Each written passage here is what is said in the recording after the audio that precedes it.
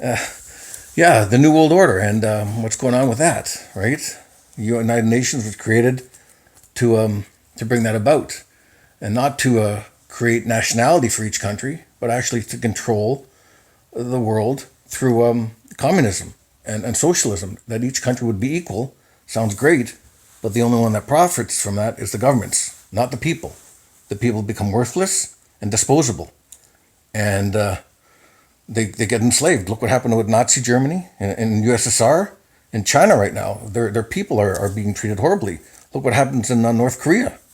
The people are in prison. They don't even know what's going on in the rest of the world. And then, you see China with those two guys the journalists that were captured.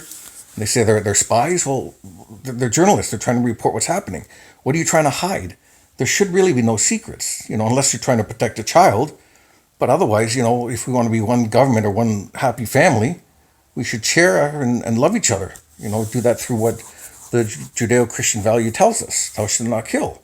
Defense is different, but don't start a riot like Black Lives Matter's happening and like all these riots and toppling statues and vandalism and all that stuff. That is not good. Everybody lives matter. We're all people, we're all human, and apparently our DNA is not that different between a black or an East Indian or a Chinese or a white person. We all have the same genetic code inside. Skin color, what is that?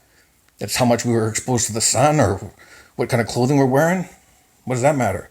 Jesus Christ died for all, and God created every individual, and he wants us all to live in harmony. And the best place to find that is the Bible. Read it in Genesis, read it in Matthew, Mark, Luke, read in Revelation, Ezekiel, Daniel, and you'll see that God is the God of peace, and the God that really is true. Elohim is from Israel, the smallest country in the world, and everybody's fighting over it. For some reason, people hate Israel. I mean, maybe they're jealous, but Israel is where God wanted his people. Doesn't mean the Arabs are not included. The Arabs were from Esau, way back in Abraham's time, Ishmael. That became the Edomites or the Arabs. And then the Jews were from Jacob, which changed his name to Israel.